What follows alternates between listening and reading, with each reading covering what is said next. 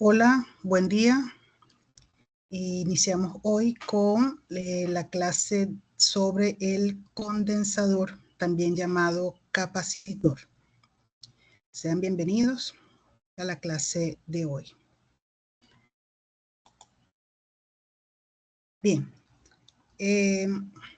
hablamos de condensador o capacitor. Cualquiera de los dos términos es indistinto su uso en nuestros cursos. Hasta ahora, pues, nosotros solamente hemos hablado de un elemento pasivo, el resistor o resistencia. El resistor, un elemento que disipa energía, disipa potencia. Por esta razón lo ubicamos dentro del grupo de los elementos pasivos. Este elemento no tiene memoria y responde inmediatamente a la señal que se le aplica. Pero en la clase de hoy, pues, vamos a hablar sobre otro elemento también ubicado dentro del grupo de los elementos pasivos, como es el capacitor. El capacitor, junto con el inductor, del cual se hablará más adelante en la siguiente unidad, pues el capacitor también disipa energía, pero el capacitor, a diferencia del resistor, bajo ciertas condiciones de operación puede almacenar energía, pero esta energía, cumpliendo con la ley de conservación de la energía, pues esta energía no puede retenerse y el capacitor, pues en esta energía que almacena, la puede entregar nuevamente al circuito. Entonces, el capacitor, dispositivo que disipa energía, pero también tiene la capacidad de almacenarla. Y esta energía almacenada pues se entregará nuevamente al circuito o se disipará. Decimos entonces que el capacitor sí tiene memoria porque es capaz de almacenar o retener información. Solo que este almacenamiento de información lo hace por muy poco tiempo. Comencemos entonces definiendo lo que es un condensador. Un condensador es un elemento de circuito que almacena energía en forma de campo eléctrico. Y se muestra acá en la imagen algunas de los dispositivos físicos conocidos como capacitor o condensador. ¿Cómo se construye? El dispositivo se compone de dos superficies conductoras, dos superficies que estarían separadas por lo que es un dieléctrico o un aislante, aunque también puede estar el aire entre las dos superficies conductoras. A cada superficie se le asocia un contacto. No hay conducción entre las placas y la conducción se establece solamente a través de los contactos y la circuitería que se conecte entre ellos. El símbolo utilizado para este dispositivo, pues los más utilizados son los que tenemos acá en la parte superior. Decimos que hay un símbolo para los capacitores no polarizados. Las dos barras son iguales, dos barritas paralelas. Y generalmente este símbolo se utiliza para los condensadores tipo cerámico o de mica. Mientras que el otro símbolo, que tiene una de las barras curvas, pues este es usado para los condensadores electrolíticos. Se dice que son condensadores polarizados. Tenemos otros símbolos en la parte inferior, pero los más comunes, los que observamos comúnmente en los esquemas circuitales, son los que vemos acá en la parte superior de esta imagen. Ok, decimos entonces que el capacitor o condensador es un dispositivo que almacena energía, que se carga a un nivel de energía y la disipa posteriormente. ¿Cómo entonces hace ese proceso? Para esto entonces vamos a considerar primero al capacitor en un estado neutro. Es decir, tenemos el dispositivo tal cual se adquiere en el laboratorio o en una tienda, pues está en estado neutro, no hay carga entre las placas del dispositivo. En estado neutro, las dos placas del capacitor tienen el mismo número de electrones libres. Observamos acá las dos placas, placa A, placa B, y un dieléctrico entre las placas. Mismo número de electrones, y estos electrones pues tienen la capacidad de moverse siempre y cuando pues se aplique una fuerza entre los terminales del dispositivo. Entonces, cuando conectamos ese capacitor a una fuente de voltaje, a esa fuerza, pues los electrones de la placa A se van a dirigir hacia la placa B. Los electrones libres o los electrones que tenemos en la placa A son atraídos por el borde positivo de la batería, y eso deja a la placa A con una carga positiva, mientras que la placa B queda con una carga negativa. Entonces vemos un flujo de electrones que va desde la placa A hasta la placa B. Por el dieléctrico pues no fluyen electrones porque es un aislante. Entonces solo veremos ese flujo de electrones entre las placas a través de los contactos. El esquema también incluye una resistencia. La resistencia estaría representando bien lo que es la resistencia interna de la fuente, de la batería, o también una resistencia propia del circuito que va a limitar el valor de la corriente a través del mismo, pues. Este flujo de electrones va a presentarse mientras se vayan cargando las placas, hasta que llegue un momento que ya las placas quedan completamente cargadas positiva y negativamente, y se establece un nivel de tensión entre las placas. Ya no habrá movimiento de electrones. Decimos entonces que el condensador ya está cargado. El movimiento de electrones cesa. Ya el voltaje que existe entre las placas es igual al voltaje de la fuente. No hay corriente, cese de electrones, corriente, movimiento de electrones. Y vemos entonces que la carga que adquiere el capacitor entre sus placas corresponde al mismo voltaje que se le está aplicando. Es decir, el voltaje entre las placas corresponde al voltaje V sub S. No hay voltaje en la resistencia, puesto que la corriente a través del circuito ya es cero. Esto nos dice que el capacitor puede ser visto como un circuito abierto cuando este circuito, digamos que ya se ha cargado pues completamente. Entonces, pues, es una de las propiedades que tiene el capacitor.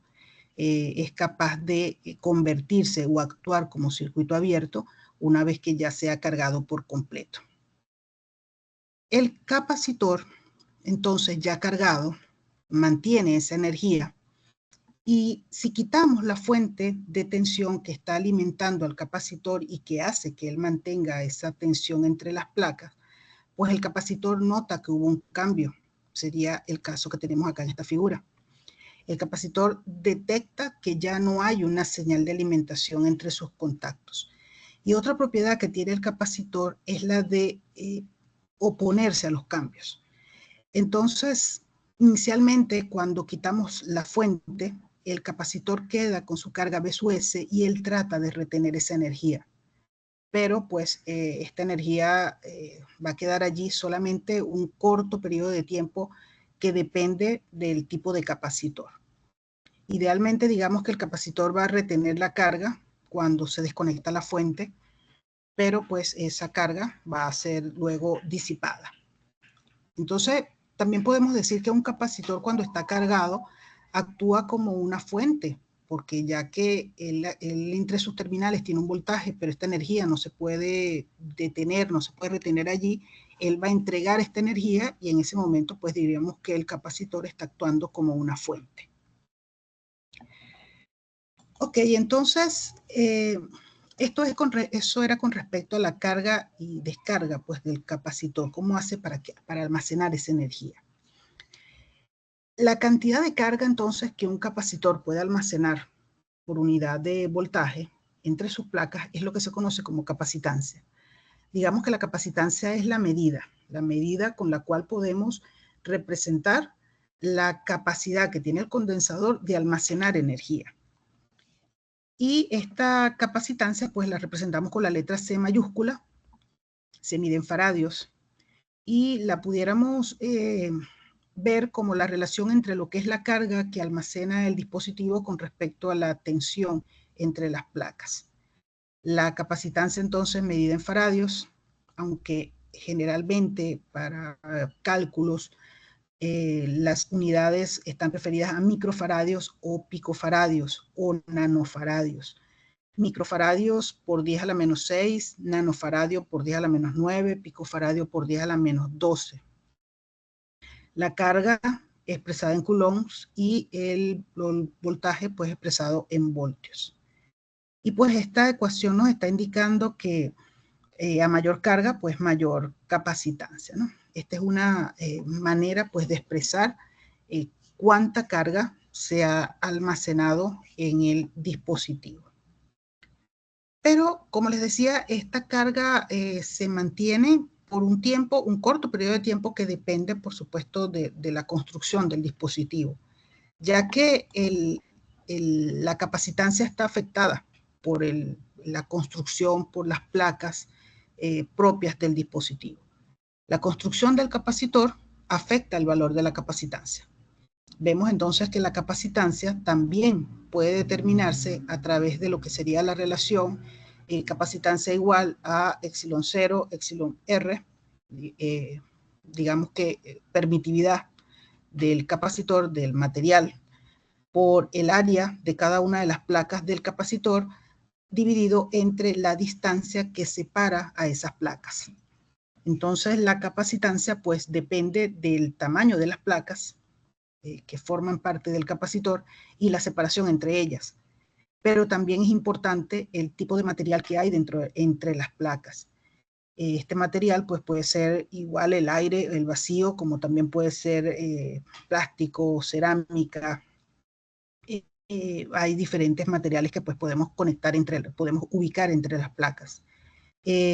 La constante o la variable epsilon, en este caso se refiere a permitividad, donde tenemos que epsilon 0 corresponde a la permitividad del aire, es una constante, 8,85 por 10 a la menos 12 faradios por metro, y epsilon R corresponde a la permitividad relativa del material.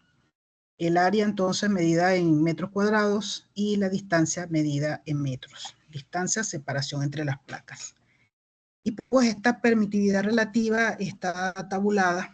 Tendríamos valores de permitividad dependiendo del material. Y se observa que si lo que está es el vacío entre las placas, pues la permitividad es 1, el aire 1.0006. Si el condensador es de mica, como el que se explicaba al principio, este capacitor tiene una permeabilidad para una permitividad, perdón, para el dieléctrico de mica de 5, de porcelana, otros bastante usados, de 6. Entonces, pues esta tablita la tenemos a la mano para poder calcular ese valor de la capacitancia tomando en cuenta lo que sería la construcción del dispositivo. Esta ecuación tomando en cuenta la construcción del dispositivo y la otra tomando en cuenta lo que sería la carga y el voltaje que tenemos entre los terminales del dispositivo. Ok, entonces volvamos a lo que es la carga y descarga del condensador. Hablamos que el dispositivo es capaz de almacenar carga y es capaz de descargarse, de entregar esa carga nuevamente al circuito. Pero pues, ¿cómo hacemos para lograr esa carga? En las láminas anteriores pues se hizo una idea con una pila, pero pues existen circuitos que nos permiten hacer esa carga y la descarga del capacitor. Aquí muestro un circuito básico, existen otros, pero pues este es uno bastante sencillo para poder explicar cómo se logra circuitalmente lo que sería la carga y la descarga del condensador. Es una red básica formada por una batería, que es la que va a generar la corriente a través del circuito. Tenemos un interruptor que tiene dos posiciones.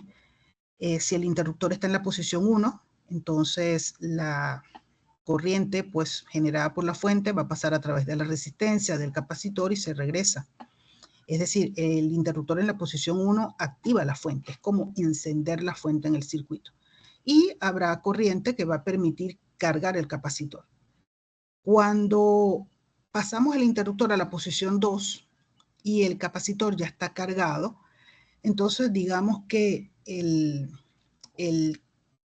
capacitor es capaz de entregar esa energía. En el momento en que pasamos el interruptor a la posición 2, pues el capacitor retiene el voltaje que tuvo en el momento antes de pasar el interruptor, pero como esa energía no se puede detener, pues la energía del capacitor será entregada a la resistencia hasta que el capacitor se descargue. Digamos que el proceso va en fases. Una fase 0 en donde pues el interruptor está abierto, el capacitor se considera que está descargado y por supuesto no hay corriente ni voltaje en el circuito, ni en la resistencia, ni en el capacitor. Posteriormente, si pasamos el interruptor a la posición 1, se permite la carga del capacitor a través de la corriente que circula por la resistencia y llamemos a esta corriente I sub C. Una corriente del condensador, la misma corriente de la resistencia. El capacitor se carga a través de esa corriente. Y una siguiente fase, que sería la fase de descarga del condensador.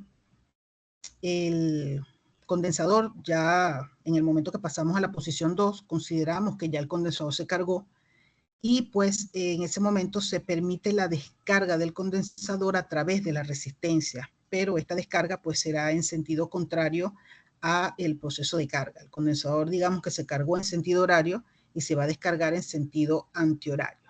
¿Por qué? Porque el capacitor pues actuará ahora como la fuente del circuito. Cuando se pasa el interruptor a la posición 2, es como que estuviéramos apagando la fuente, se desconecta la fuente. Veamos entonces cada una de estas fases un poquito más en detalle. La fase de carga. Y pues comenzamos diciendo que justo en el momento en el cual cerramos el interruptor, lo pasamos a la posición 1, ese instante es importantísimo. Y llamamos a esto instante t igual 0.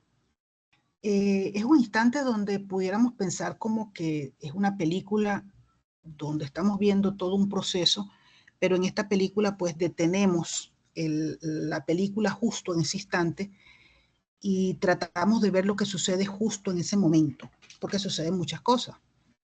En el instante en que el interruptor se cierra, llamémoslo t igual 0 por darle un inicio, en el instante en el que el interruptor se pasa a la posición 1, podemos suponer que el condensador actúa como un cortocircuito. ¿Por qué? Porque el condensador es un dispositivo que pues no tiene ningún efecto resistivo, idealmente. Debería ser solamente un efecto capacitivo.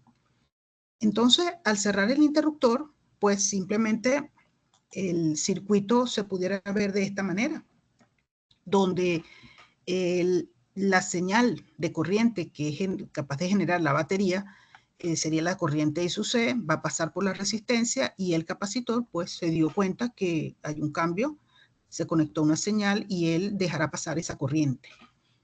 La corriente que está pasando por este circuito, donde el condensador se considera inicialmente descargado, pues es un corto, esa corriente es la misma corriente en la resistencia y la podemos calcular sencillamente como corriente es igual al voltaje aplicado sobre la resistencia.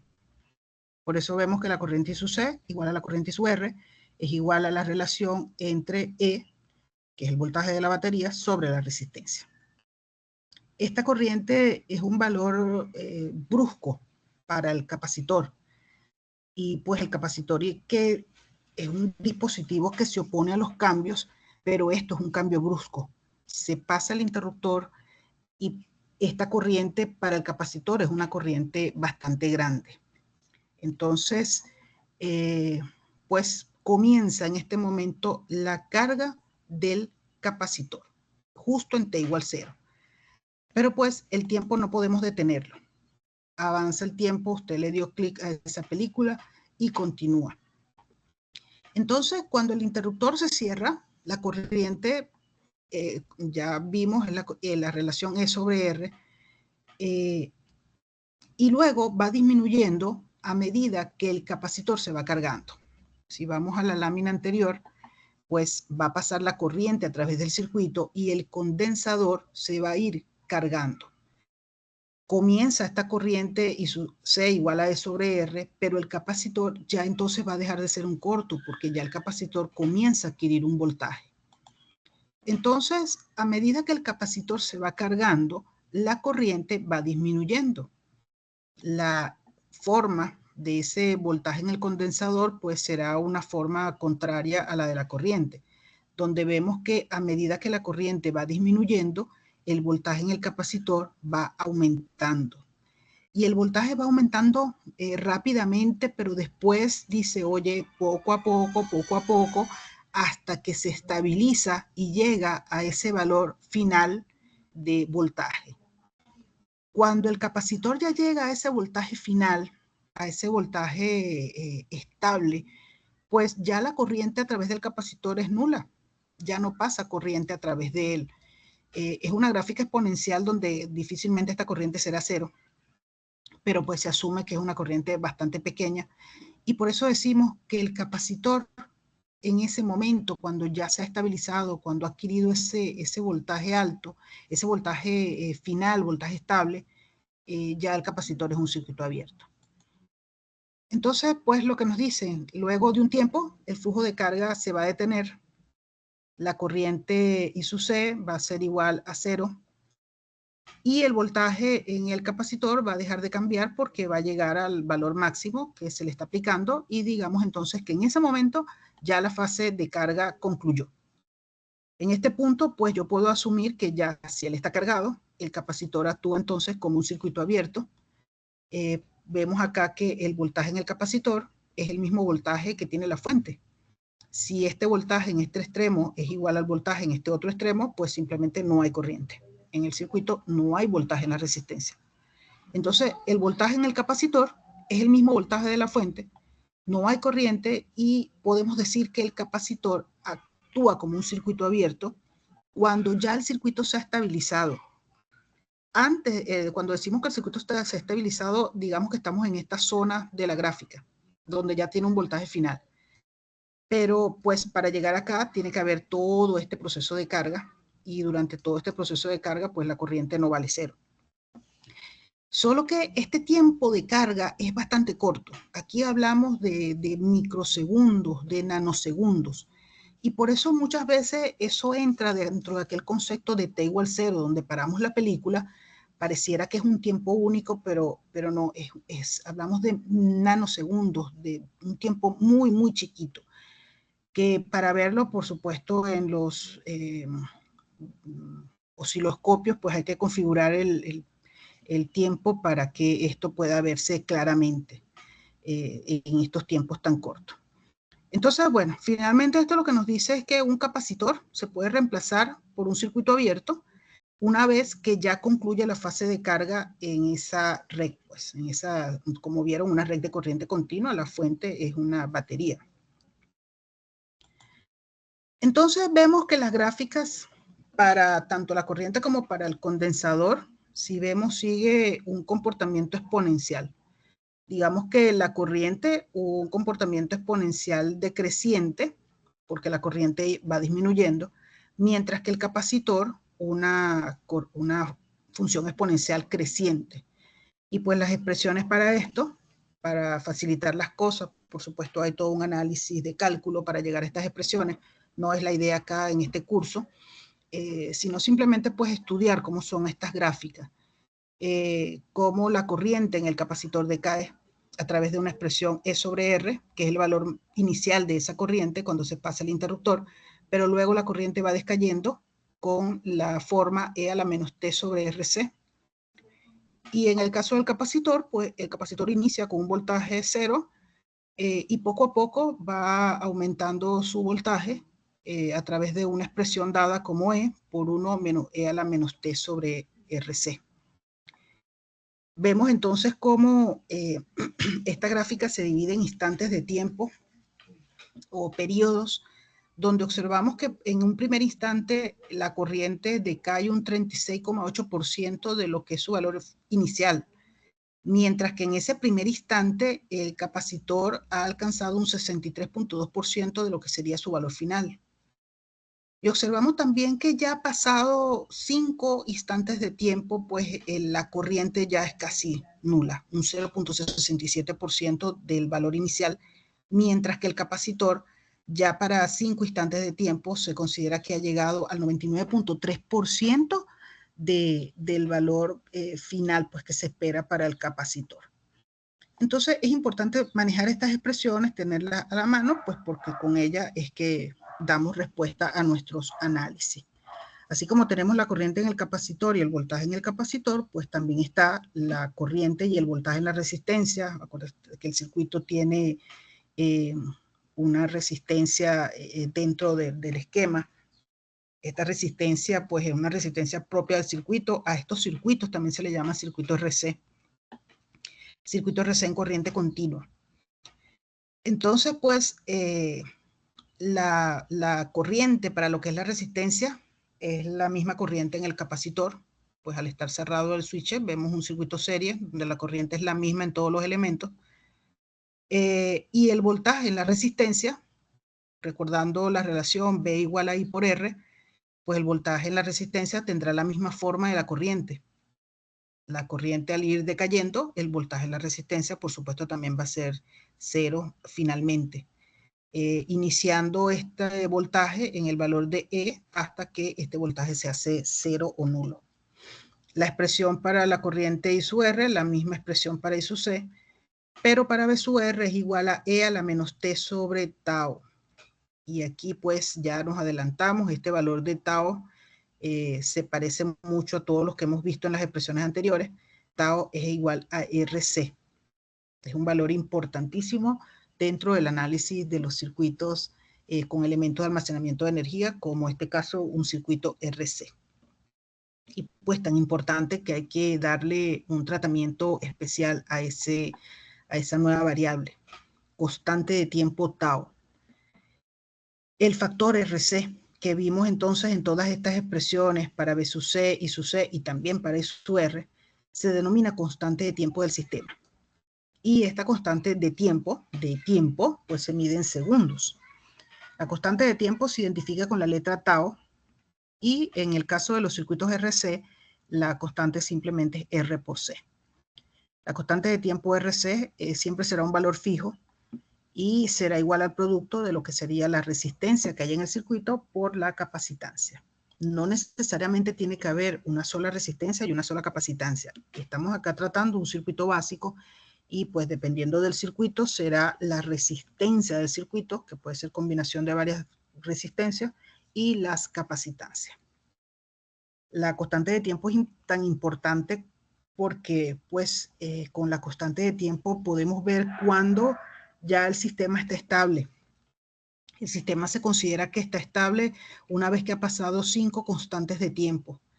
En ese momento ya la corriente a través del capacitor consideramos que es cero y consideramos que el capacitor ya ha adquirido su carga final.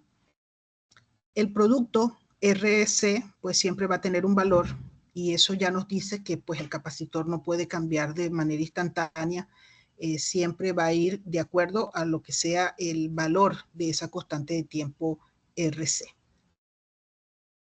Ok, entonces pues siguiendo con el tema de el capacitor, pues ya vimos cómo era su carga, pues veamos ahora cómo se descarga.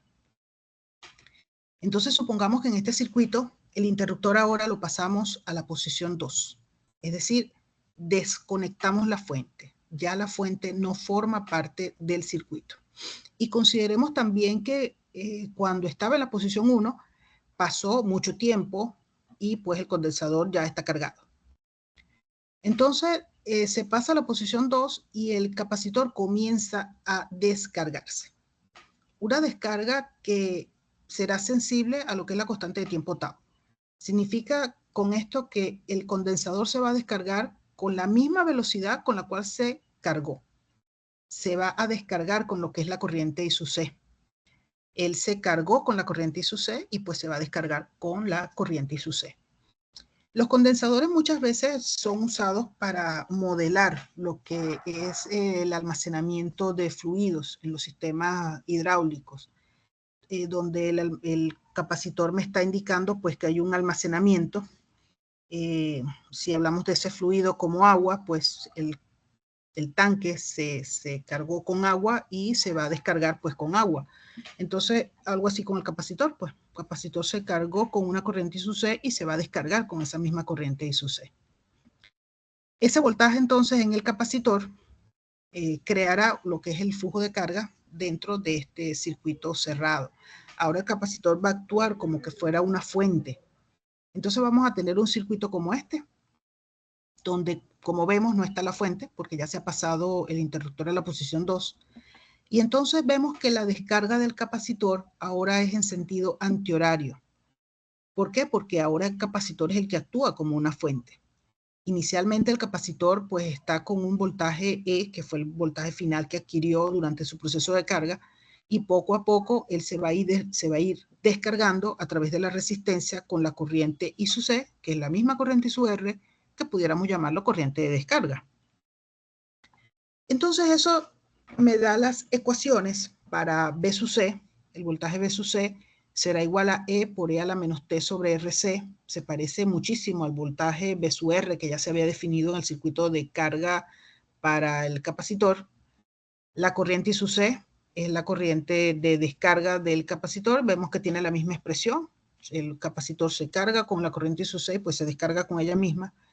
Y el voltaje B sub R pues tiene la misma forma del voltaje B sub C, puesto que aquí hay solamente dos elementos que digamos están en paralelo, debe tener el mismo voltaje. Entonces, este es el proceso de carga y descarga del capacitor. Carga y descarga del capacitor. Ok, entonces, siguiendo con esto, pues vemos cómo sería el circuito completo, ¿no? Supongamos que el interruptor lo vamos a estar switchando, lo vamos a estar pasando entre las posiciones 1 y 2, pero cada 5 constantes de tiempo. Es decir, estoy en la posición 1, espero un tiempo que el condensador se cargue. Una vez cargado, lo paso a la posición 2, comienza la descarga del condensador. Una vez que está descargado por completo, lo vuelvo a pasar a la posición 1, comienza la carga del condensador. Una vez que se cargó, repito, voy a la posición 2 y comenzará la descarga.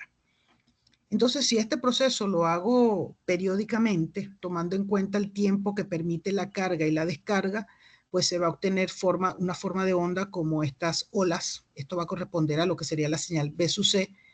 El interruptor en la posición 1 permite la carga, interruptor en la posición 2 la descarga, posición 1 se carga, posición 2 se descarga. Esta situación, bueno, se observa muchísimo en diversos circuitos, sobre todo en fuentes de alimentación. Ese proceso de carga y descarga nos permite suavizar las formas de onda que genera un rectificador de media onda o de onda completa, material ya para la siguiente asignatura en electrónica. Entonces lo mismo que vemos acá con respecto al voltaje, pues también sucedería para la corriente y para el voltaje en la resistencia. En la posición 1, la corriente permite la carga del capacitor, pero la corriente comienza en un valor inicial E sobre R hasta que se hace 0. Y pues luego en el proceso de descarga, la corriente igualmente es la corriente del condensador, pero va a llegar a un valor final. Entonces tenemos la gráfica que muestra en la figura, que corresponde a la misma gráfica para B sub R, tomando en cuenta que el voltaje en la resistencia es igual a la corriente I sub R, que es la corriente I sub C, por el valor de la resistencia. Entonces, pues, estas gráficas muy vistas para cursos futuros se van a encontrar mucho con estas gráficas de la carga y descarga del condensador y el proceso de carga y descarga del capacitor.